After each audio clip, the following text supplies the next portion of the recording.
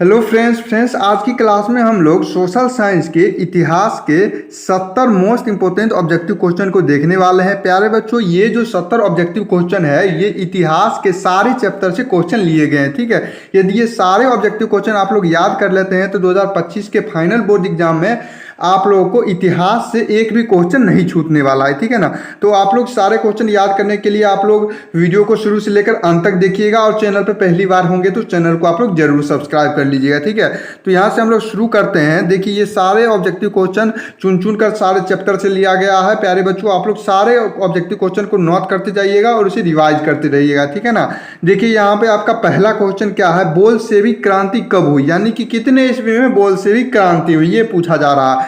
तो 1917 ईस्वी में, जो कि नवंबर माह के महीने में 1917 ईस्वी में हुआ था। देखिए, ये क्वेश्चन भी 2018 में आपका पूछा गया है, तो ध्यान रखिएगा कि बोल्शेविक क्रांति आपका नवंबर 1917 ईस्वी में हुआ था। ठीक है ना, नेक्स्ट क्वेश्चन क्या है आपका, हिंद चीन पहुंचने वाला प्रथम व्यापारी कौन था। क्वेश्चन पे आप लोग गौर कीजिएगा, प्रथम व्यापारी पूछा जा रहा। हिंद चीन पर तो पहुंचा बहुत सारे आदमी, लेकिन प्रथम व्यापारी कौन सा व्यापारी था ये आपसे पूछा जा रहा है। तो पुर्तगाल जो हो जाएगा इसका राइट आंसर हो जाएगा। प्रथम बार कौन पहुंचा था प्यारे बच्चों, तो मतलब कि पुर्तगाल आपका हो जाएगा। ठीक है ना, नेक्स्ट क्वेश्चन देखिए आपका क्या है, असहयोग आंदोलन का प्रस्ताव कांग्रेस के किस अधिवेशन में हुआ था। यानी कि असहयोग आंदोलन जो हुआ था वो कांग्रेस के कौन सा अधिवेशन में हुआ था। देखिए, आपके पास ऑप्शन है सितंबर 1920 कोलकाता में, अक्टूबर 1920 अहमदाबाद में, नवंबर 1920 फैजपुर और दिसंबर 1920 नागपुर। प्यारे बच्चों, आप सब याद रखिएगा कि असहयोग आंदोलन का प्रस्ताव कांग्रेस अधिवेशन में सितंबर 1920 में, जो कि कोलकाता में हुआ था। कहाँ पे हुआ था, कोलकाता में। कब हुआ था, 1920 ईस्वी में। ठीक है ना, नेक्स्ट क्वेश्चन क्या है आपका, क्वेश्चन पे आप लोग ध्यान दीजिएगा, राष्ट्रीय स्वयंसेवक संघ की स्थापना कब और किसने की थी। प्यारे बच्चों, राष्ट्रीय स्वयं संघ एवं से उसकी स्थापना ये आपका 1925 ईस्वी में केबी हेडगेवर ने किया था। किसने किया था प्यारे बच्चों, 1925 ईस्वी में केबी हेडगेवर ने। इसका राइट आंसर हो जाएगा। अगला क्वेश्चन क्या है आपका, ये सारे ऑब्जेक्टिव क्वेश्चन आप लोग अच्छे से याद कर लीजिएगा। 2025 के फाइनल बोर्ड एग्जाम में आप लोग को यही सारे ऑब्जेक्टिव क्वेश्चन मिलने वाला है, तो आप लोग बिल्कुल भी टेंशन मत लीजिएगा और सारे ऑब्जेक्टिव क्वेश्चन याद कर लीजिएगा। और चैनल पे पहली बार होंगे तो आप लोग चैनल को जरूर सब्सक्राइब कर लीजिएगा। और यदि हमारे बताने से पहले आप लोग को उत्तर पता होगा तो कमेंट में आप लोग जरूर बताइएगा। ठीक है ना, नेक्स्ट क्वेश्चन देखिए आपका क्या है, इंग्लैंड में सभी स्त्री एवं पुरुषों को वयस्क मताधिकार का प्राप्त कब हुआ। यानी कि इंग्लैंड में स्त्री और पुरुषों को वोट देने का अधिकार कितने ईस्वी में प्राप्त हुआ। प्यारे बच्चों, ध्यान रखिएगा कि 1918 ईस्वी में प्राप्त हुआ। कब प्राप्त हुआ वोट देने का अधिकार, 1918 ईस्वी में। कहाँ पे प्राप्त हुआ, तो इंग्लैंड में प्राप्त हुआ। ठीक है ना, क्वेश्चन घुमा कर भी बोर्ड में पूछा जाता है, तो आप लोग कंफ्यूज बिल्कुल भी नहीं होना है, आप लोग को ध्यान से याद रखना है। ठीक है ना, नेक्स्ट क्वेश्चन क्या है आपका, कौन से सामाजिक वर्ग बुद्धिजीवक वर्ग के रूप में उभर कर आया था।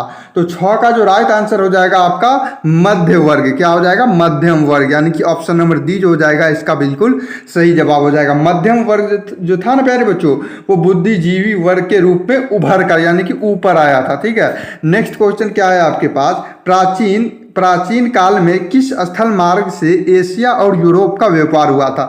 यानी कि प्राचीन काल में जो व्यापार जो हुआ था एशिया और यूरोप को मतलब कौन सा मार्ग से हुआ था। ठीक है ना, तो इसका जो राइट आंसर हो जाएगा आपका रेशम मार्ग। कौन सा मार्ग से हुआ था प्यारे बच्चों, तो रेशम मार्ग इसका बिल्कुल सही जवाब हो जाएगा। ये सारे क्वेश्चन आप लोग याद करते रहिएगा और वीडियो को अपने दोस्तों के पास शेयर कर दीजिए ताकि उनका भी हेल्प हो सके। ठीक है ना, नेक्स्ट क्वेश्चन देखिए आपका क्या है, आर्थिक संकट के कारण यूरोप में कौन सी नई शासन प्रणाली का उदय हुआ। क्या पूछा जा रहा है, आर्थिक संकट के कारण, कौन सा संकट, आर्थिक संकट के कारण कौन सी शासन प्रणाली का उदय हुआ था। तो इसका जो राइट आंसर हो जाएगा आपका फासीवादी निजीवाद शासन प्रणाली। ऑप्शन नंबर सी जो हो जाएगा आपका बिल्कुल सही जवाब हो जाएगा। अगला प्रश्न देखिए आपका क्या है, क्वेश्चन पे आप लोग गौर कीजिएगा, किस पत्र ने रातों रात वर्निकुलर प्रेस एक्ट से बचाने के लिए अपनी भाषा बदल दी थी। तो 9 का जो राइट आंसर हो जाएगा आपका ऑप्शन नंबर सी हो जाएगा, अमृत बाजार पत्रिका। क्या हो जाएगा प्यारे बच्चों, अमृत बाजार पत्रिका। ऑप्शन नंबर सी इसका बिल्कुल सही जवाब हो जाएगा।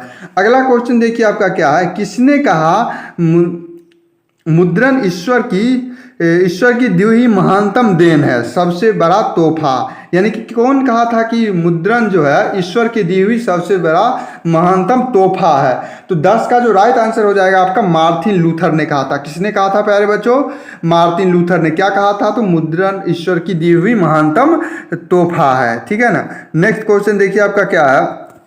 क्वेश्चन नंबर 11 है, ब्रेस्ट लिवोस की संधि किन दो देशों के बीच हुई थी? यानी कि ब्रेस्ट लिवोस की जो संधि हुई थी वो कौन कौन देशों के बीच हुई थी? एग्जाम में कई बार ये क्वेश्चन पूछा जाता है इस टाइप से, तो आप सब ध्यान रखिएगा कि रूस और जर्मनी के बीच हुआ था। कौन किसके बीच हुआ था प्यारे बच्चों? रूस और जर्मनी के बीच में। नेक्स्ट क्वेश्चन क्या है, मार्च 1946 में फ्रांस तथा वियतनाम के बीच होने वाला समझौता को किस नाम से जाना जाता है? देखिए ये कौन सा समझौता है प्यारे बच्चों, जो कि 1946 ईस्वी में हुआ था। मार्च के महीना में 1946 ईस्वी में हुआ था, फ्रांस और वियतनाम के बीच हुआ था। तो ये इसका जो राइट आंसर हो जाएगा, आप लोग कमेंट में बताइए किसके बीच हुआ था प्यारे बच्चों, कमेंट में बताइए। ठीक है ना। आप लोग पढ़े होंगे चैप्टर से, तो आप लोग कमेंट में बताइए जल्दी जल्दी। तो अगला क्वेश्चन हम देखते हैं। क्वेश्चन क्या है, पूर्ण स्वराज की मांग का प्रस्ताव कांग्रेस के किस वार्षिक अधिवेशन में पारित हुआ? क्या पूछा जा रहा है? पूर्ण स्वराज की मांग का प्रस्ताव कांग्रेस के किस वार्षिक अधिवेशन में प्रस्तावित हुआ? तो ये जो 1929 में प्रस्तावित हुआ, कहाँ पे हुआ था? लाहौर में हुआ था। ठीक है ना, याद रखिएगा ये सब क्वेश्चन आपका। अगला क्वेश्चन है, वल्लभ भाई पटेल को सरदार की उपाधि किस किसान आंदोलन के दौरान मिली थी? यानी कि वल्लभ भाई पटेल जो था उसको सरदार की उपाधि कौन से किसान आंदोलन, कौन सा आंदोलन प्यारे बच्चों? किसान आंदोलन के मतलब दौरान दी गई। तो इसका जो राइट आंसर हो जाएगा आपका ऑप्शन नंबर ए हो जाएगा, बारदोली। कौन से आंदोलन से मिला था प्यारे बच्चों? तो बारदोली इसका राइट आंसर हो जाएगा। ठीक है ना। नेक्स्ट क्वेश्चन देखिए, क्वेश्चन नंबर 15 क्या है आपका, भारत के लिए पहला फैक्ट्री एक्ट कब पारित हुआ? यानी कि पहला फैक्ट्री एक्ट कितने ईस्वी में पारित हुआ? तो आप सब ध्यान रखिएगा कि 1881 ईस्वी में पहला फैक्ट्री एक्ट पारित हुआ था। ठीक है ना। प्यारे बच्चों आप लोग नेक्स्ट क्वेश्चन देखिएगा, पूंजीपति वर्ग के द्वारा किस वर्ग का शोषण हुआ था? यानी कि पूंजीपति वर्ग जो था उसके द्वारा कौन से वर्ग का शोषण हुआ? तो श्रमिक वर्ग जो था उसका शोषण पूंजीपति वर्ग द्वारा हुआ था। ठीक है, याद रखिएगा आप सब। एग्जाम में क्वेश्चन पूछा जाता है, ध्यान रखिएगा। आधुनिक युग में अर्थव्यवस्था के क्षेत्र में होने वाली सबसे बड़ी क्रांति कौन सी थी? कौन सा आधुनिक युग में अर्थव्यवस्था के क्षेत्र में होने वाली सबसे बड़ी क्रांतिकारी पूछा जा रहा? तो इसका राइट आंसर हो जाएगा आपका औद्योगिक क्रांति हुआ था। कौन सा क्रांति हुआ था प्यारे बच्चों? औद्योगिक क्रांति हुआ था, जो कि अर्थव्यवस्था के क्षेत्र में सबसे बड़ी क्रांति थी। ठीक है ना। नेक्स्ट क्वेश्चन देखिएगा क्या है आपका, भूमंडलीकरण की शुरुआत किस दशक में हुई थी? प्यारे बच्चों आप सब ध्यान रखिएगा कि 1980 ईस्वी के दशक में भूमंडलीकरण का शुरुआत हुआ था। कब हुआ था भूमंडलीकरण का शुरुआत प्यारे बच्चों? 1980 ईस्वी में। ऑप्शन नंबर डी जो हो जाएगा इसका बिल्कुल सही जवाब हो जाएगा। अगला क्वेश्चन देखिए है, गुटेनबर्ग ने सर्वप्रथम किस पुस्तक की छपाई की थी? गुटेनबर्ग जो था वो सबसे पहले कौन से पुस्तक की छपाई की थी? देखिए आपके पास ऑप्शन रहेगा एग्जाम में, कुरान, गीता, हदीस, बाइबिल। प्यारे बच्चों आप सब ध्यान रखिएगा कि बाइबल की छपाई सबसे पहले गुटेनबर्ग ने किया था। कौन से पुस्तक की छपाई किया था प्यारे बच्चों? तो बाइबिल। देखिए ये क्वेश्चन भी आपका 2018 के फाइनल बोर्ड एग्जाम में पूछा गया है। 2025 में ये क्वेश्चन रिपीट किया जा सकता है, तो आप लोग जरूर याद रखिएगा। ठीक है ना। और चैनल पर आप लोग नए होंगे तो चैनल को आप लोग जरूर सब्सक्राइब कर दीजिएगा और अपने दोस्तों को भी शेयर कर दीजिएगा ताकि उनका भी हेल्प हो सके। ठीक है ना। नेक्स्ट क्वेश्चन देखिए आपके पास क्या है, विश्व में सर्वप्रथम मुद्रण की शुरुआत कहाँ हुई थी? प्यारे बच्चों मुद्रण की शुरुआत सबसे पहले चीन में हुई थी। कहाँ पे हुआ था प्यारे बच्चों मुद्रण की शुरुआत? तो चीन की इसका राइट आंसर हो जाएगा। नेक्स्ट क्वेश्चन है, रूस में कृषक दास प्रथा का अंत कितने ईस्वी में हुआ था? यानी कि कृषक दास प्रथा जो था ना उसका अंत कितने ईस्वी में हुआ? तो ध्यान रखिएगा कि 1861 ईस्वी में 1861 ईस्वी में रूस में कृषक दास प्रथा का अंत हुआ था, यानी कि समाप्त हो गया था रूस कृषक प्रथा दास। ठीक है ना। नेक्स्ट क्वेश्चन देखिएगा आपका क्या है, लंदन में अनिवार्य प्राथमिक शिक्षा कब लागू हुआ था? यानी कि लंदन में अनिवार्य प्राथमिक शिक्षा कितने ईस्वी में लागू हुआ था? प्यारे बच्चों आप लोग जल्दी कमेंट तो कीजिएगा कि कितने ईस्वी में लागू हुआ था? तो 1870 ईस्वी में लागू हुआ था। कितने ईस्वी में लागू हुआ था लंदन में अनिवार्य प्राथमिक शिक्षा? तो 1970 ईस्वी में लागू हुआ था। नेक्स्ट क्वेश्चन है, रक्त एवं लौह की नीति का अवलंबन किसने किया था? प्यारे बच्चों काफी इजी क्वेश्चन है और कई बार पूछा गया। तो बिस्मार्क जो था वो रक्त एवं लौह की नीति का अवलंबन किया था, ठीक है ना। 2017 में ये क्वेश्चन पूछा गया, आप यहाँ से देख सकते हैं। अगला क्वेश्चन है स्पिनिंग जेनी का आविष्कार कब हुआ था? प्यारे बच्चों आप सब याद रखिएगा कि इसका जो राइट आंसर आपका 1764 ईस्वी में स्पिनिंग जेनी का आविष्कार हुआ था। कितने ईस्वी में हुआ था? 1774 ईस्वी में। अगला क्वेश्चन है आपका सन 1870 में फ्रांस और प्रसा के बीच युद्ध कहाँ हुआ था? मतलब कि 1970 ईस्वी में किसका युद्ध हुआ था प्यारे बच्चों? यहाँ से भी आप सबका ऑब्जेक्टिव बनता है, फ्रांस और प्रथा का युद्ध हुआ था। और किसके बीच हुआ था? तो ध्यान रखिएगा कि 25 का जो राइट आंसर आपका सेदोन के बीच हुआ था। किसके बीच, कहाँ पे हुआ था प्यारे बच्चों? तो सेदोन हो जाएगा इसका उत्तर। अगला क्वेश्चन क्या है आपका यूरोप का मरीज किसे कहा जाता है? आप सब ध्यान रखिएगा कि यूरोप का मरीज आपका तुर्की को कहा जाता है। किसको कहा जाता है प्यारे बच्चों? तुर्की को। 2023 में ये क्वेश्चन पूछा गया था। कब पूछा गया था? 23 में। यहाँ पे लिखा नहीं हुआ, लेकिन यूरोप का मरीज आपका तुर्की को कहा जाता है, याद रखिएगा। अगला क्वेश्चन है आपके पास मेटरनिक का पतन किस वर्ष हुआ था? प्यारे बच्चों आप सब याद रखिएगा कि मेटरनिक का पतन मार्च 1848 ईस्वी में हुआ था। कब हुआ था मेटरनिक का पतन? मार्च 1848 ईस्वी में हुआ था, याद रखिएगा, ठीक है ना। नेक्स्ट क्वेश्चन देखिए आपका क्या है। आप लोग क्वेश्चन पे ध्यान दीजिएगा और चैनल को आप लोग एक बार जरूर सब्सक्राइब कीजिएगा प्यारे बच्चों।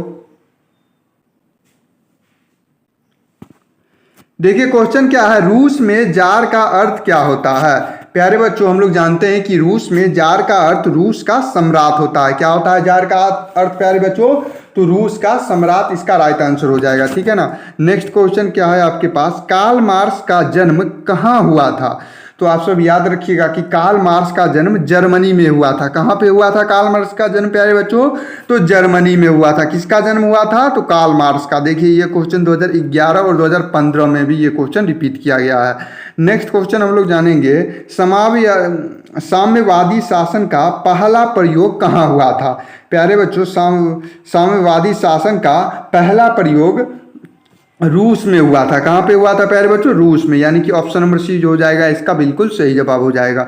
अगला क्वेश्चन हम लोग जानेंगे 1917 की पहली रूसी क्रांति को किस नाम से जाना जाता है? क्या पूछा जा रहा है कि पहली रूसी क्रांति को किस नाम से जाना जाता है, जबकि रूसी क्रांति कब हुआ था? 1917 ईस्वी में। और पूछा क्या जा रहा है, रूसी क्रांति को किस नाम से जाना जाता है? तो आप सब ध्यान दीजिएगा कि फरवरी क्रांति के नाम से जाना जाता है। किसे जाना जाता है फरवरी क्रांति को प्यारे बच्चों? तो रूसी क्रांति को फरवरी क्रांति के नाम से भी जाना जाता है, ठीक है ना। नेक्स्ट क्वेश्चन हम लोग जानेंगे। क्वेश्चन क्या है, लाल सेना का गठन किसने किया था? देखिए आपके पास ऑप्शन दिया गया है प्यारे बच्चों, स्टालिन ने, कार्ल मार्क्स ने, टॉल्स्टॉय ने और केरेंस्की ने। तो इसका जो राइट आंसर हो जाएगा प्यारे बच्चों, इसका ऑप्शन नंबर सी हो जाएगा। क्या हो जाएगा? टॉल्स्टॉय ने, ऑप्शन नंबर सी हो जाएगा, ठीक है ना। नेक्स्ट क्वेश्चन देखिए आपका क्या है, वार एंड पीस पुस्तक की रचना किसने की थी? प्यारे बच्चों क्या पूछा जा रहा है, वार एवं पीस पुस्तक नामक जो मतलब वार एवं पीस एक पुस्तक है, ठीक है, और ये पुस्तक की रचना किसने की थी ये पूछा जा रहा है। तो आप सब ध्यान दीजिएगा कि टॉल्स्टॉय ने किया था। किसने किया था प्यारे बच्चों?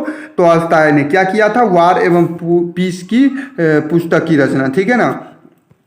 काफ़ी इजी क्वेश्चन है ये आपका। क्वेश्चन नंबर 34 है, लेनिन की मृत्यु कब हुई थी? प्यारे बच्चों आप लोग कमेंट में बताइएगा कि लेनिन की मृत्यु कब हुई थी। यदि ये क्वेश्चन का आप लोग आंसर दे देते हैं तो आप लोग काफ़ी अच्छी तैयारी कर रहे हैं, और यदि इसका आंसर नहीं दे रहे हैं तो आप लोग को थोड़ा और मेहनत करना पड़ेगा, ठीक है ना। इस क्वेश्चन का उत्तर आप लोग जरूर दीजिएगा, ठीक है ना। ये सारे ऑब्जेक्टिव क्वेश्चन गिना चुना हुआ है, सारे बुक से लिया गया है, ठीक है ना। ये सारे काफ़ी ज़्यादा इंपॉर्टेंट ऑब्जेक्टिव क्वेश्चन मैं आप सबको बता रहा हूँ। ये सब आप लोग याद कर लेते हैं तो हिस्ट्री से आपका 10 से 15 नंबर का ऑब्जेक्टिव पूछा जाता है। तो ये सारे ऑब्जेक्टिव क्वेश्चन आप लोग को क्लियर हो जाएगा, ठीक है ना। इसके अगले ही वीडियो में मैं सब्जेक्टिव क्वेश्चन भी लाने वाला हूँ, तो आप लोग चैनल को सब्सक्राइब करके रखिएगा, ठीक है। नेक्स्ट क्वेश्चन क्या है आपके पास, ओतो को निम्न में से कहाँ का राजा घोषित कर दिया गया था? ओतो जो था वहाँ उनको कहाँ का राजा घोषित किया गया था? ऑप्शन सुनिए आपका क्या है, रूस, यूनान, फ्रांस और जर्मनी। जल्दी आप लोग बताइएगा कि ओतो को कहाँ का राजा घोषित कर दिया गया था प्यारे बच्चों? तो याद रखिएगा कि ओतो को आपको यूनान का राजा घोषित किया गया था, ठीक है ना। नेक्स्ट क्वेश्चन देखिए आपका क्या है, दुनिया के मजदूर एक हो या पंक्ति किसका है? क्या पूछा जा रहा है? दुनिया के मजदूरों एक हो यह पंक्ति किसका है प्यारे बच्चों? तो प्यारे बच्चों इसका जो राइट आंसर हो जाएगा आपका कार्ल मार्क्स। क्या हो जाएगा प्यारे बच्चों? कार्ल मार्क्स हो जाएगा। अगला क्वेश्चन आप लोग देखिएगा क्या है, वैज्ञानिक समाजवाद की अवधारणा का प्रतिपादन किसने किया था? क्या पूछा जा रहा है? वैज्ञानिक समाजवाद की अवधारणा का प्रतिपादन। तो प्यारे बच्चों ये भी कार्ल मार्क्स ने किया था। किसने किया था प्यारे बच्चों? कार्ल मार्क्स ने क्या किया था? वैज्ञानिक समाजवाद की अवधारणा का प्रतिपादन कार्ल मार्क्स ने किया था। एग्जाम में इसी तरह से क्वेश्चन पूछा जाता है, आप लोग ध्यान दीजिएगा। अगला क्वेश्चन क्या है आपके पास, यूरोपीय समाजवाद कौन नहीं था? प्यारे बच्चों ऐसा कौन है जो यूरोपीय समाजवाद नहीं था? तो कार्ल मार्क्स इसका राइट आंसर हो जाएगा। ठीक है ना, ऑप्शन नंबर सी जो हो जाएगा 38 का बिल्कुल सही जवाब हो जाएगा। अगला क्वेश्चन देखिए आपका क्या है प्यारे बच्चों, समाजवादियों का बाइबिल किसे कहा जाता है? यानी कि समाजवाद जो होता है ना उसमें जो बाइबिल होता है वो किसे कहा जाता है? तो आप सब ध्यान रखिएगा कि दास कैपिटल को समाजवाद का बाइबिल कहा जाता है। किसे कहा जाता है प्यारे बच्चों? तो दास कैपिटल को समाजवाद का बाइबिल कहा जाता है। ऑप्शन नंबर डी जो हो जाएगा इसका बिल्कुल सही जवाब हो जाएगा। अगला क्वेश्चन क्या है आपका, द मदर के लेखक कौन है? प्यारे बच्चों आप सब ध्यान रखिएगा कि द मदर के लेखक मैकिसम गोडकी है। कौन है प्यारे बच्चों द मदर के लेखक? मैकिसम गोडकी। एग्जाम में पूछा जाता है कि मैकिसम गोडकी किसके लेखक है? तो ध्यान रखिएगा कि द मदर के लेखक है। किसके लेखक है? तो द मदर के, यानी कि ऑप्शन नंबर बी जो हो जाएगा 40 का बिल्कुल सही जवाब हो जाएगा। अगला क्वेश्चन क्या है आपका, हिंद चीन में कौन कौन से देश आते हैं? प्यारे बच्चों आपसे क्या पूछा जा रहा है, हिंद चीन में कौन कौन से देश आते हैं? तो आप सब याद रखिएगा कि कंबोडिया, वियतनाम, लाओस ये तीनों देश हिंद चीन में आते हैं। किस में आते हैं? तो हिंद चीन में आते हैं। तो इसका जो 41 का जो राइट आंसर हो जाएगा आपका ऑप्शन नंबर सी बिल्कुल सही जवाब हो जाएगा। अगला क्वेश्चन क्या है आपका, जर्मन लाइन राज्य का निर्माण किसने किया था? कौन सा राज्य का निर्माण प्यारे बच्चों? तो जर्मन लाइन। तो जर्मन लाइन राज्य का निर्माण नेपोलियन बोनापार्ट ने किया था। किसने किया था जर्मन लाइन का निर्माण प्यारे बच्चों? तो Napoleon Bonaparte. Option number B जो हो जाएगा इसका बिल्कुल सही जवाब हो जाएगा। देखिए ये क्वेश्चन भी 2014 में और 2016 में 2 बार पूछा गया, 2 साल के गैप पर ये पूछा गया। ठीक है, हो सकता है 2025 में भी एक क्वेश्चन पूछा जाए, तो आप लोग ध्यान रखिएगा। ठीक है ना, एक क्वेश्चन आप लोग जल्दी कमेंट में बताइए। क्वेश्चन क्या है आपका, यूरोप में राष्ट्रवाद की पहली स्पष्ट अभिव्यक्ति कब हुई थी? जल्दी जल्दी आप लोग कमेंट में बताइए कि यूरोप में राष्ट्रवाद की पहली स्पष्ट अभिव्यक्ति कब हुई थी। अगला क्वेश्चन हम लोग जानेंगे, ये क्वेश्चन का उत्तर आप लोग जल्दी जल्दी कमेंट में बताइए प्यारे बच्चों। नेक्स्ट क्वेश्चन देखिए आपका क्या है, ध्यान दीजिएगा, जर्मन लाइन राज्य का निर्माण किसने किया था? क्या पूछा जा रहा है, जर्मन लाइन राज्य का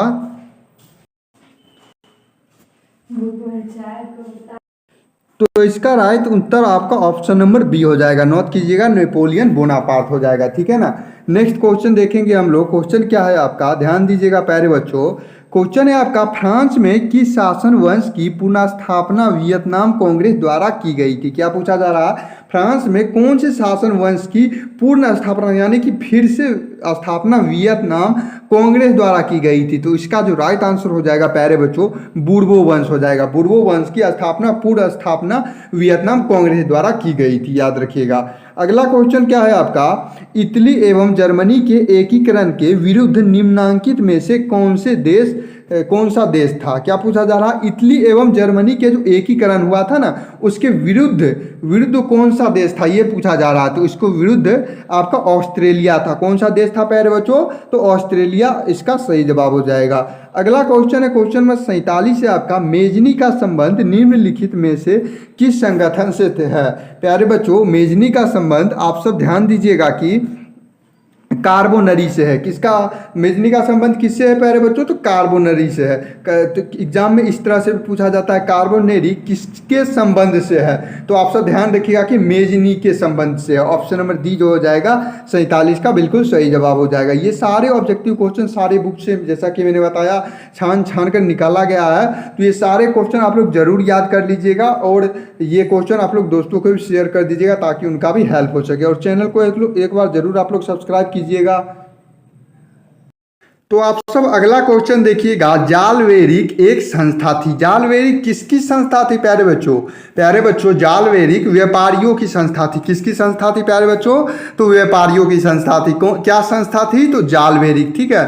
नेक्स्ट क्वेश्चन है आपके पास, 1829 की एड्रियानोपुल की संधि किस देश के साथ हुई थी?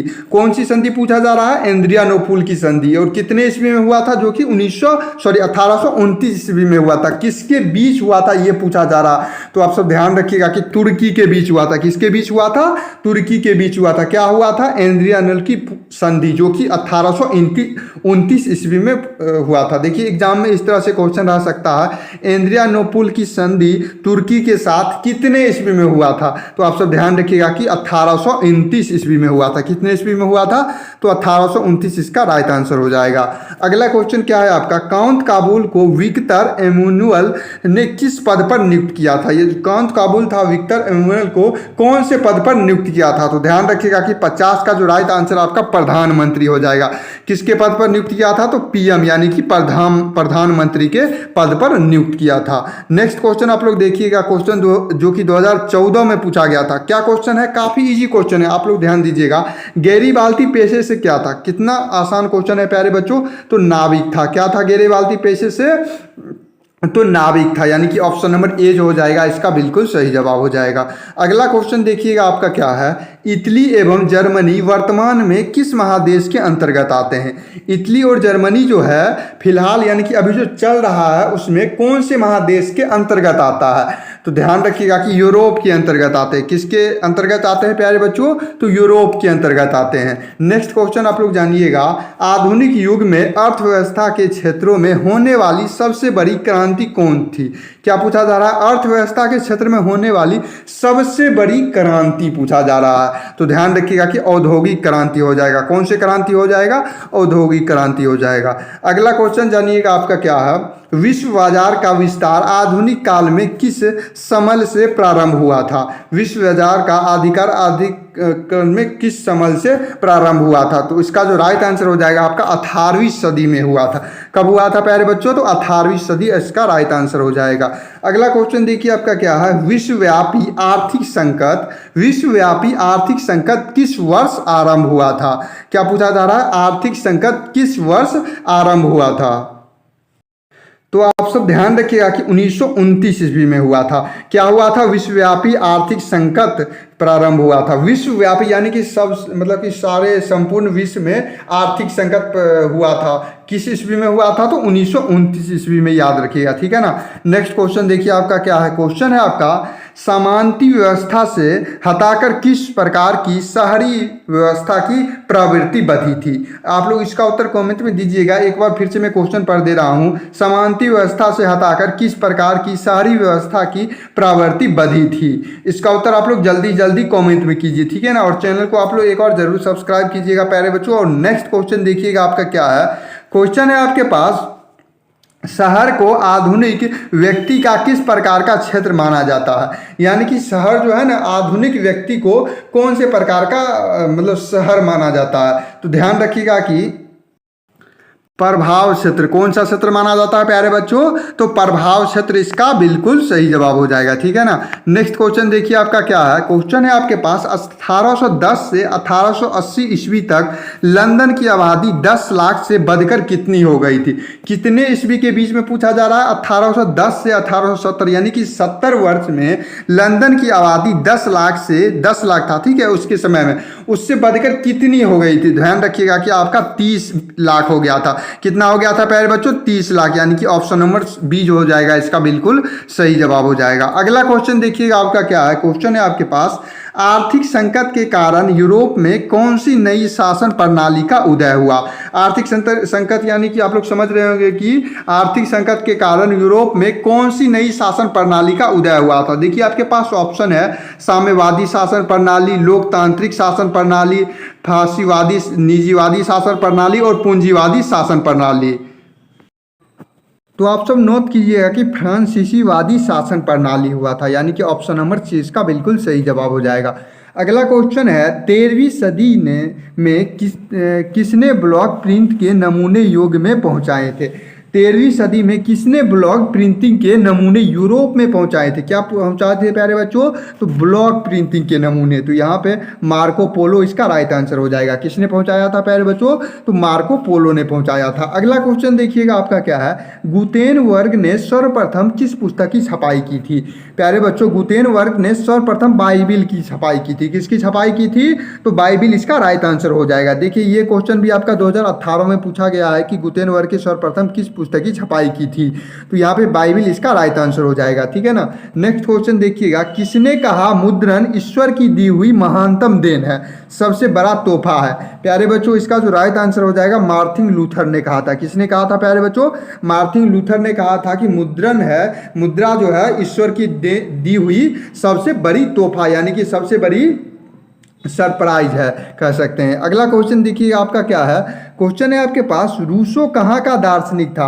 प्यारे बच्चों, हम लोग जानते हैं कि रूसो आपका कहाँ क्या हो जाएगा? तो अमेरिका का दार्शनिक हो जाएगा। कहाँ का दार्शनिक हो जाएगा प्यारे बच्चों? अमेरिका का।